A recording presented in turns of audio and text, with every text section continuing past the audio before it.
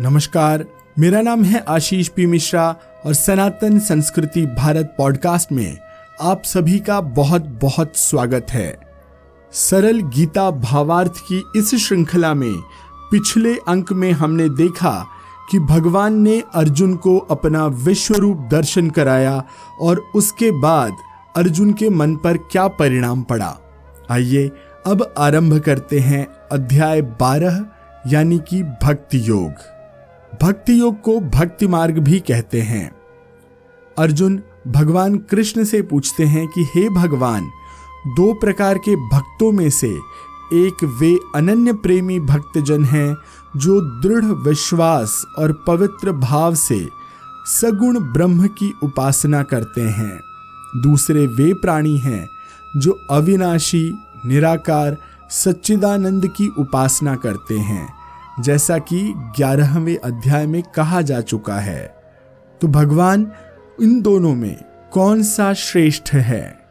भगवान श्री कृष्ण कहते हैं कि हे पार्थ, जो प्राणी मुझ ब्रह्म में अटूट श्रद्धा रखता है, जो एकाग्र मन से मेरे सगुण रूप की उपासना करते हैं और मेरा निरंतर स्मरण करते रहते हैं, वे निश्चित रूप से मेरे उत्तम भक्त हैं।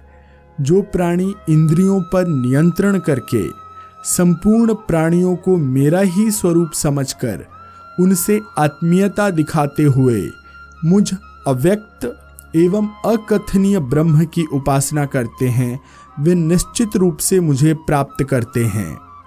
पूर्ण ब्रह्म से अहम को त्याग कर मुझ निराकार ब्रह्म के चिंतन में सदैव डूबे रहना सांसारिक प्राणी के लिए बहुत कठिन काम है। अतः प्रारंभिक साधक के लिए यही ठीक रहेगा कि वह पहले मार्ग को ब्रह्म के सगुण रूप की उपासना करते हुए अपनाए। मैं उन सभी प्राणियों की रक्षा करता हूँ जो अपने संपूर्ण कर्मों को मुझ में ही समर्पित करके मेरी श्रद्धापूर्वक भक्ति करते हैं और मुझे ही परब्रह्म परमात्मा मानते हैं।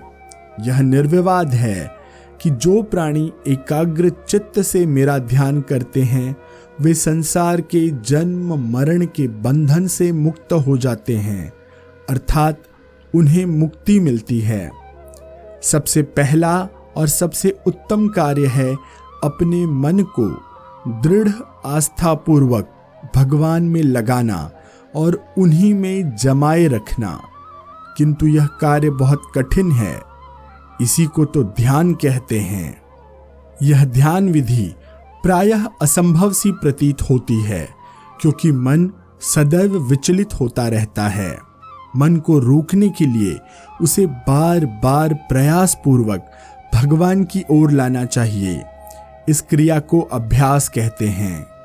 यदि चित्त की एकाग्रता के अभ्यास के सतत प्रयास में भी प्राणी असफल हो जाता है, तो इस अहम भाव को छोड़ते हुए कि मैं ही सब कुछ करने वाला हूँ, प्राणी को अपने नित्य के कर्मों को मुझे अर्पण करते हुए ही करना चाहिए। इस क्रिया को ध्यान करना कहते हैं। यदि यह ध्यान प्रक्रिया भी असंभव लगे, जैसा कि हो भी सकता है, क्योंकि मानव अहंकार को नहीं जीत पाता और पूर्ण समर्पण की भावना के लिए इस पर विजय पाना अति आवश्यक है, तो फिर भी तुम्हें कर्म करना चाहिए, किंतु फल की कामना छोड़कर। फल तो मेरे ऊपर छोड़ देना चाहिए। फल की कामना की चिंता तो बिल्कुल छोड़ दो।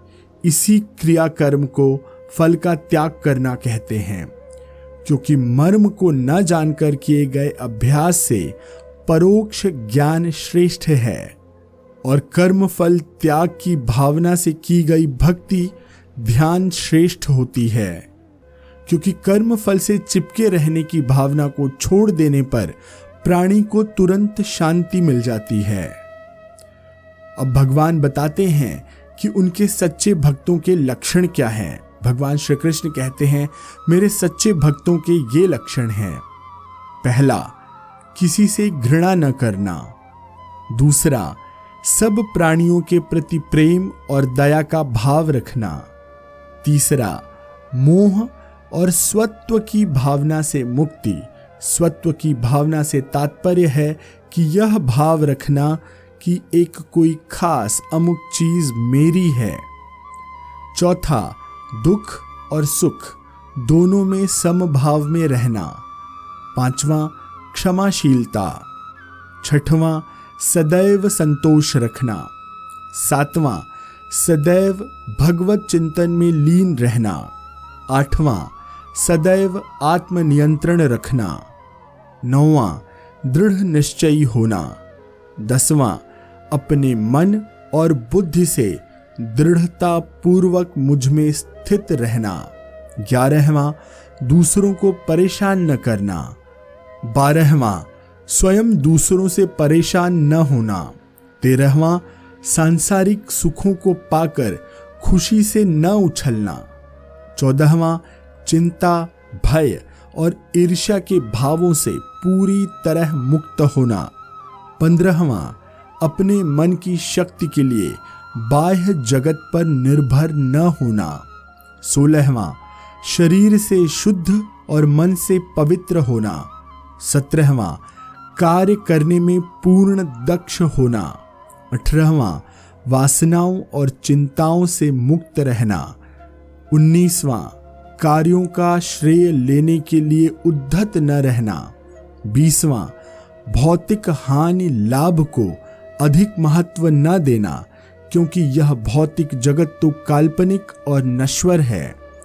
21वां, दुख देने वालों में और सहायता करने वालों में समभाव से प्रेम रखना। 22वां, मान और अपमान के भाव से ऊपर उठना। सुख दुख, गर्मी और सर्दी में समभाव रखना। 23वां, निंदा और स्तुति यानी कि तारीफ दोनों को क्षणिक जानकर इससे निर्लिप्त रहना। 24वां, प्रायः हमेशा मननशील होना। 25वां, जो कुछ मिल जाए उसी में संतुष्ट रहना। 26वां, अनन्य भाव से मेरी शरण में स्थित रहना। भगवान श्री कृष्ण कहते हैं कि ऐसे गुणों वाले भक्त मुझे अत्यंत प्रिय हैं।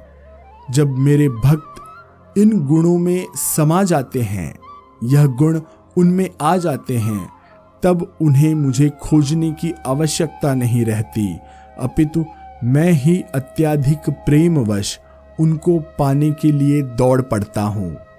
इसी के साथ भक्ति योग का ये अध्याय 12वां यहीं पर समाप्त होता है।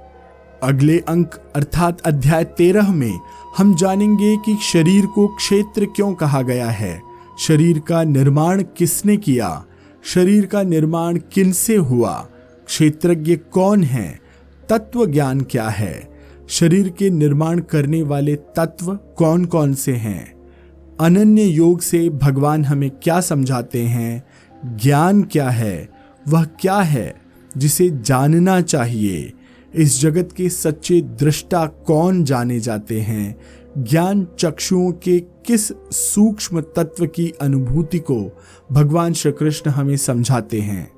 हमारा आज का यह अंक आपको कैसा लगा हमें जरूर बताइएगा। सरल गीता भावार्थ के इस श्रृंखला पर आपने जो भरपूर प्रेम, स्नेह और आशीर्वाद दिया है उसके लिए मैं हृदय से आपका आभारी हूं। हमारे आज के अंक पर आपकी प्रतिक्रियाओं की प्रतीक्षा रहेगी। आप जिस भी प्लेटफॉर्म पर हमें सुन रहे हैं वहां इसे लाइक जरूर करिए। साथ ही साथ गीता के इन अनमोल वचनों को अपने मित्रों, अपने परिवारजनों और परिचितों से शेयर जरूर करिएगा। जल्द ही मिलता हूं अगले अंक में, तब तक के लिए आज्ञा दीजिए। धन्यवाद, नमस्कार, जय श्री कृष्ण।